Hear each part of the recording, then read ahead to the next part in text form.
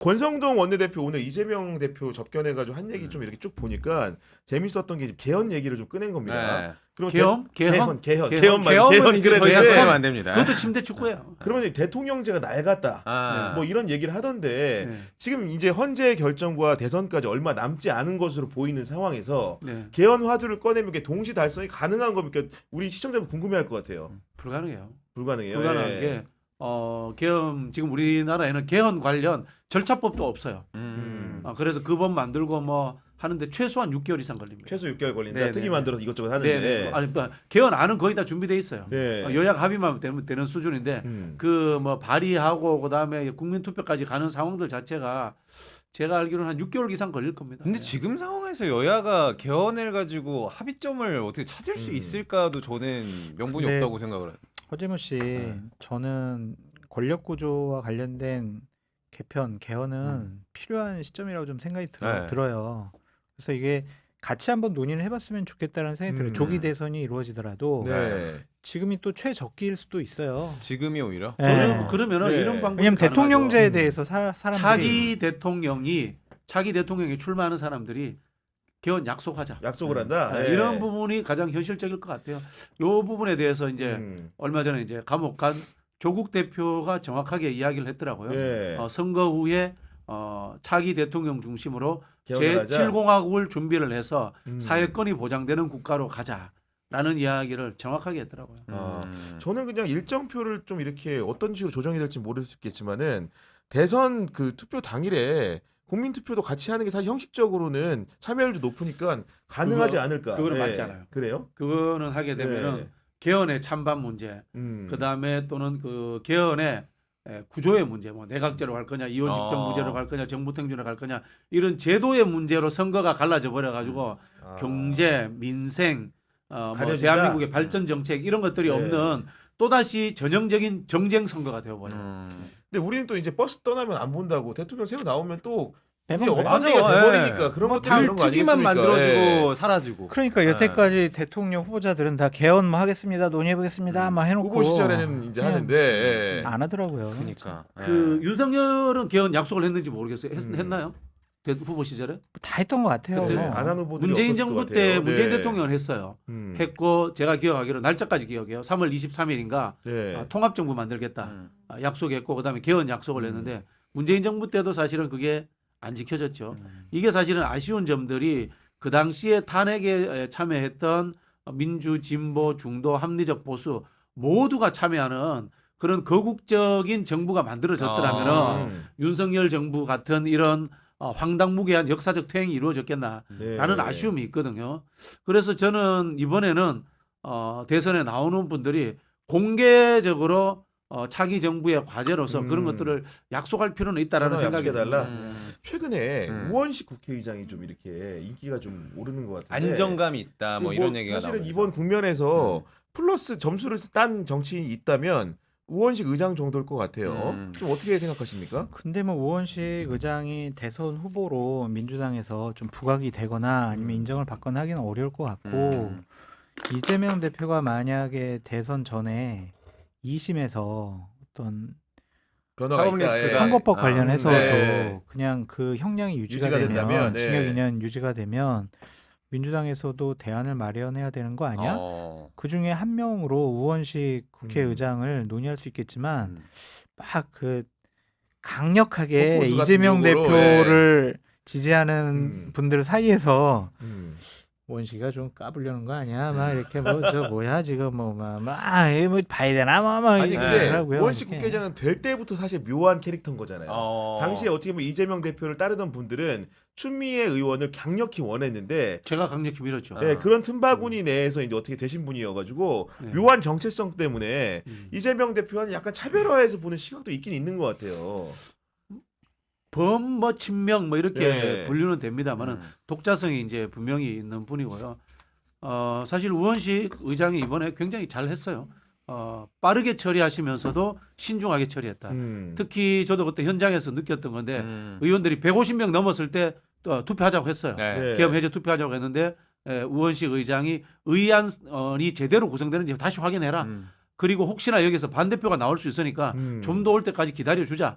이렇게 해서 12시 한 40분 정도 돼서 시작해서 1시에 땅땅땅 때렸거든요. 네. 그 과정에서도 굉장히 잘했고요. 그리고 바로 땅땅땅 때리자마자 대통령실 쪽에 통보를 하고 그다음에 또 잘한 게 요거는 뭐 비화입니다마는 미 대사관에서 전화가 왔잖아요. 그 응대하고 처리하는 과정들도 굉장히 잘했습니다. 그뿐만이 아닙니다. 그뿐만이 아닌 게 그 짧은 시간에 군 지휘관들 네. 과도 아마 많은 통화가 이루어졌을 거예요. 혹시나 국회의장 더 많은 차원에서, 예. 뭐 요거는 제 짐작입니다만은 더 많은 쿠데타군이 동원될 가능성들을 국회 차원에서 나름대로 위무 작업을 많이 했을 겁니다. 그리고 은근히 보면은 박기춘 원내대표도 원내 수석도 했고요. 근데 본인도 원내대표도 했고 은근히 그 여러 자리도 많이 했거든요. 예. 그런 것보다 저는 뭐 여러분들 어떻게 생각할지 모르겠지만은 제야 운동권 출신으로서 목숨이 위태로운 위기 상황을 겪어봤던 사람의 경험 이게 좀 굉장히 중요했던 것 같아요. 그날 현장에 저도 있었는데요.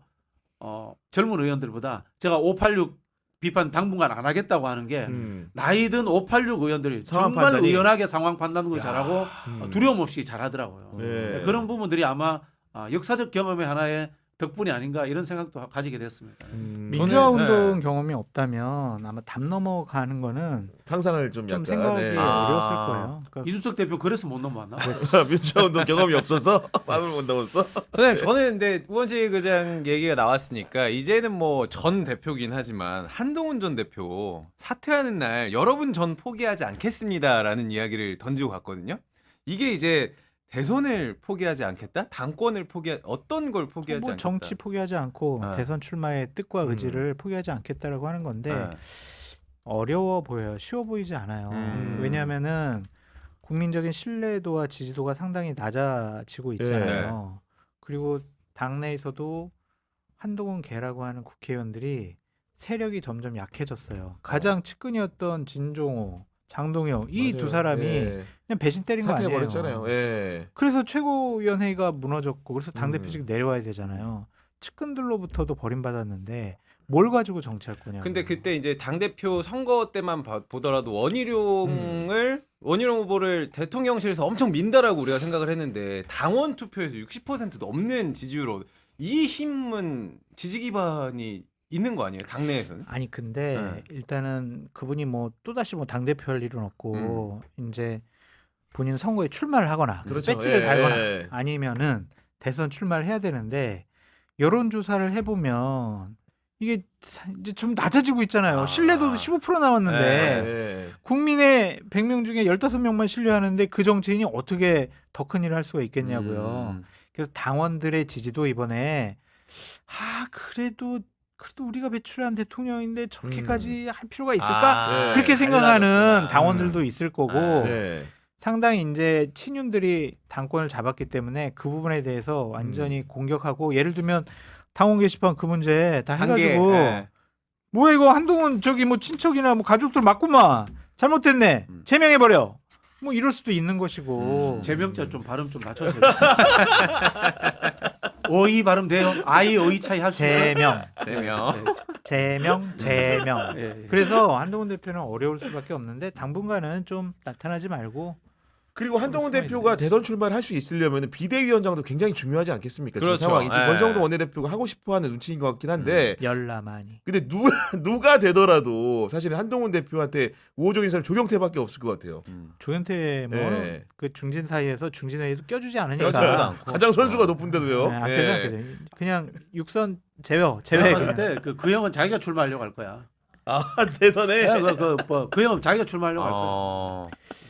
그래서 참 비대위원장은 나경원 의원 아니면은 네. 권성동 원내대표가 겸직을 할 수도 겸직을 있다고. 할 가능성이 높은데 나경원 의원하고 권성동 의원하고 그렇게 호흡이 안 맞을 거예요. 그래서 그게 권성동 의원 안 좋은 건가요 원래 좀 관계가 경쟁 관계인가 예전부터 좀. 경쟁이라고 하기보다는 뭐라 해야 되나 서로 그냥 안 맞는 거죠. 스타일이 안 맞는 스타일이, 거지. 안 맞아. 스타일이 안 맞는 예. 거지. 그냥 안 맞아. 아니, 그냥. 쉽게 말하면은 네. 저기 권성동 의원은 뭐 저희가 싫어하는 것과 별개의 문제로 촌놈 스타일이고 나경원 그렇죠. 의원은 예. 도시.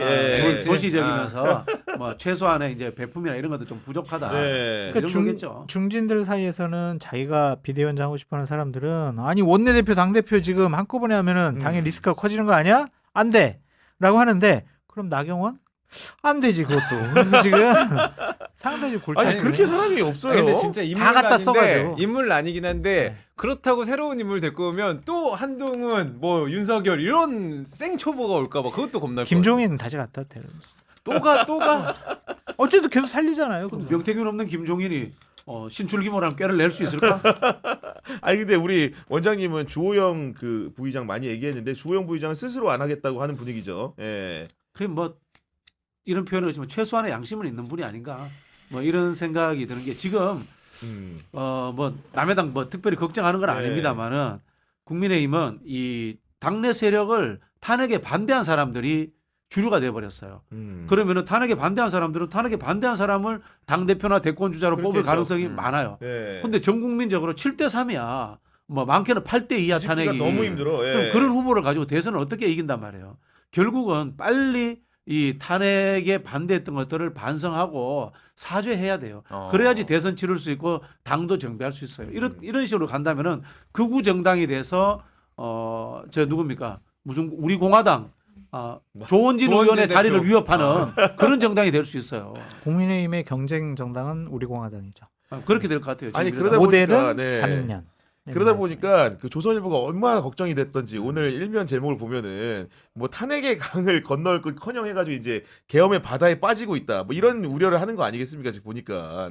근데 목소리 큰 TK 쪽 의원들이 의총장 분위기를 그냥 확 한쪽 방향으로 몰고 가기 때문에 그게 그냥 싫은 거예요, 사람들이. 아예 말 섞기.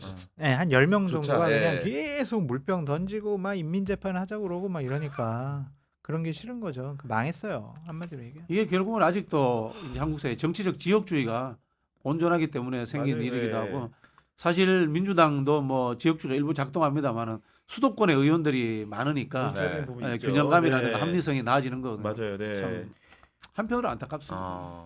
그 목소리 큰 두 여성 의원들에 대해서는 당이 좀 여러 가지로 생각해봐야 되지 않을까. 목소리 큰 여성이 뭐 이미자, 김정재 이 두 사람이 그냥 의총장에서도 상당히 좀 목소리를 높였다고 하더라고요. 네. 그것이 과연 당을 위한 것인가? 그 사람들이 그렇게 자신 있으면 저는 공개적인 장소에 나와서 얘기하라고 그러니까 싶어요. 숨어서 하지 말고 우리 국영의 예. 정치 비상구도 나오고 음. 공개적인 기자회견을 하든지 네. 그렇게 해서 본인들 목소리를 국민들에게 직접 전달해라. 음. 비겁하게 비공개된 의총장에서 SNS상에서 단톡방에서 익명을 전제로 막 그렇게 얘기하는 맞아. 것은 말이 안 된다는 좀 생각이 들고 저는 그런 사람들이 좀 정리되어야 당이 그래도 다른 판단과 생각을 할 수 있지 않을까 좀 네. 그런 생각이 드는데 그것도 쉽지 않아 보이고 참 비극적인 일인 것 같아요. 알겠습니다.